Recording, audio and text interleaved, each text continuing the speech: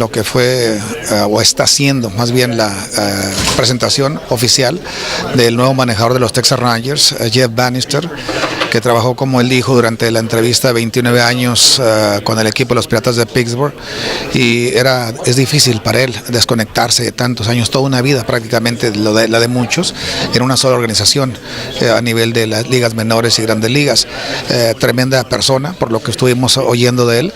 Todavía, después de que ya dijeron ya no más preguntas, sigue contestando lo que la prensa aquí al lado le está haciendo, así que eso demuestra que realmente, como dijo él en su entrevista, una persona trabajadora, una persona que realmente le interesa todo lo que está alrededor del equipo, no solamente los jugadores o los de la oficina, los de pantalón largo, sino también los aficionados y la prensa, los medios, que son los que comunican a todos nosotros lo que interesa para el equipo de los Texas Rangers. Así que Jeff Bannister ha demostrado que ganó el puesto compitiendo contra dos candidatos grandes, como es Tim Bogart, que hizo tremendo trabajo al término de la temporada con el equipo de los Rangers. En los últimos 22 partidos terminó con récord ganador, y por supuesto también con Kevin Cash, otro de los que reunía las expectativas de lo que estaba demandando John Daniels en una entrevista que precisamente tuvo con nosotros durante un juego. Todas las características, coincidentemente, que él dijo que quería ver en un manejador o en el nuevo manejador de los Rangers, la reúne este hombre que está aquí al lado mío, el señor Jeff Bannister, que es el manejador oficial para el equipo de los Texas Rangers. Así que bienvenido al equipo, y por supuesto estaremos hablando más con él directamente, y lo tendremos ya en vivo para ver qué tanto puede hablar o comunicarse con otros en español para todos nosotros. Exciting day for the Rangers, all the DFW community. Obviously here to welcome Jeff Bannister to the Rangers organization as our new manager, and equally, maybe more importantly, I want to welcome his family, his wife Karen, daughter Alex, and his son Jacob. Very excited to have them all here and have them be part of this. I also want to thank the Pirates organization, really everybody there. Jeff's touched everybody in that organization in his time there, but specifically Frank Coonley, Neil Huntington, and Clint Hurdle for letting us, for a little while, borrow and then ultimately take one of their native sons. A little bit about Jeff, obviously from South Texas, son of two educators, son of a high school football coach. You know a little bit about his background and his story. He's a winner and a survivor, really in every sense. Spent 29 years in the Pirates organization. When you talk about a grinder and blue collar and having done a little bit of everything that this game has to offer, that's what Jeff has done. Been a player, minor and major leagues, coach, manager, coordinator, fall league, winter ball, big leagues, minor leagues, you name it. He's had exposure. He's had success there, and for a variety of issues reasons that we can get into, he's clearly the right fit for us, Texas Rangers organization at this time. A little bit about the process that we went through to get to this point. We didn't anticipate doing a managerial search, but when we were in early September and realized that that's what we were going to have in front of us, I think it energized the group, just the opportunity to go out and meet some of the really tremendous people in the game, and to make sure we did it the right way. So we had probably a group of around 40 names that we vetted, talked to a number of people in the game that we knew, either directly or indirectly, that we respected, and got that list down to 8 folks, 5 external, 3 internal. And through an interview process that lasted about 3 weeks, involved 12 of us here in the baseball operations side, we came to the conclusion that Jeff was the right man for us. Through that process, we talked to a little more than 20 people from his past, from people he went to high school with, people he coached with, executives, scouts, coaches that knew him, and players that played for him as recently as this year. And we continually heard the same things: a baseball man, blue collar, a winner, prepared, compassionate, real. This is a real guy that cares about the people that he works with, the players that he coaches up, his coworkers, and obviously his family, and those stood out to us. Kind of criteria that we set forward in looking at it, we wanted somebody that was going to impact us across the board. So we had kind of 5 buckets, 5 categories, for lack of a better word. Somebody that could help us reestablish a winning culture. Obviously, we had a rough year here, but this is a winning organization, championship organization, and we want somebody that we feel shares that passion for winning and can help reestablish that after a rough year. Player development at the major league level. We're an organization that we're going to develop our own players, believe in our scouts, believe in our coaches, believe in the people in our system, but it doesn't stop there. And the players, young and old, have to continue to get better at the big league level. Somebody with a development background and a feel for that. Presence and leadership, the ability to lead at the end of the day. We're an organization, there's hundreds of people that work here, but it's all about 7 o'clock. Getting that group of 25 guys ready to roll, the presence, the leadership, command the respect to do just that. Preparation and in-game strategy, obviously big, and in Jeff's case, preparation is I think something that just comes naturally to him.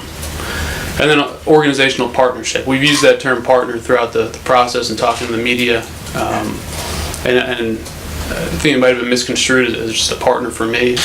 We're looking for a partner in all that we do. Our scouts, our coaches, our business folks, our community, our foundation. Somebody that believes that an organization is all the above. And we're very confident we found the right guy. So looking forward to utilizing all of our resources together. Looking forward to winning. Looking forward to winning together. And with that, I'd like to introduce our new manager, Jeff Bannister. First, I'd just like to say thank you to the Ranger organization for giving me an opportunity, for believing in me, giving me a chance to lead an organization, but first and foremost, be a partner within the organization. A guy who believes in the scouting department, player development department, plus the 25 men that show up every single night and play for the fans here in Arlington. Because ultimately that's what it's about. It's about showing up, playing hard, being ready to play, and playing to win. Most important game any given night is played right here in Arlington. Now that does not mean that we're not involved and not part of that development system, because we know that through the scouting and development system, that's our lifeblood. We have to have players that are continually going to come through the organization, play well, play hard. I do honor the men that have come before me, the guys that have managed here, the players that have played here, the coaches that have coached here, that have set a standard of play, and that have a vision. When I first walked through the doors and I met JD and Thad, brought me up to the 4th floor, stepped out of the elevators, met a group of men that made me feel at home.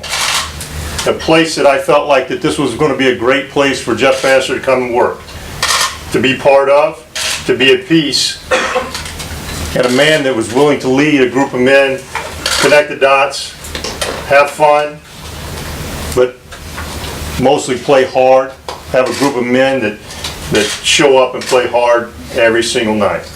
27 outs, hard outs.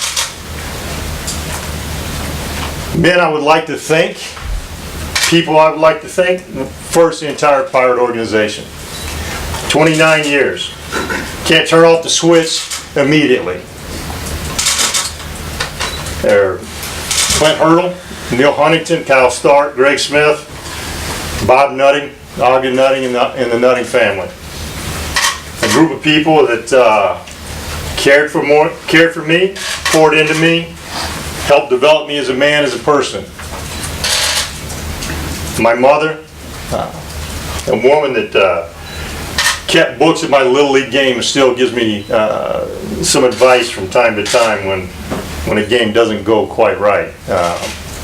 So I'd be remiss if I didn't mention her and give her some accolades as well, because we all know that those that propped us up on a fence post can take us down as quick as they put us up there. So, and my family, Karen, Alex, and Jacob, for being along on this ride, this crazy ride of being a coach, a mentor, a leader, a lot of hours of spending time on their own and watching TV and trying to figure out, you know, did we win or didn't we win in Pittsburgh? But first and foremost, again, I'd like to thank the Ranger organization, everybody involved, the 12 men that maybe feel a little uncomfortable at times in a couple different rooms, a couple different situations, and challenge my comfortability on some very challenging questions. But a group of men that were passionate about their organization, passionate about their team, and shared a vision with me and a direction that they wanted this ball club to go. And throughout the process and throughout the questions, I felt like it was a two-way street that we were interviewing each other. Because could it be a place that Jeff Bannister could land for myself to come here and play, be part of an organization and help lead, ultimately, a group of men to win multiple championships, to dream about World Series, to show up in October and play, be capable of have some sustained follow-through, meaningful games all October. Because quite frankly, that's all what we show up for. We show up to play, we show up to win.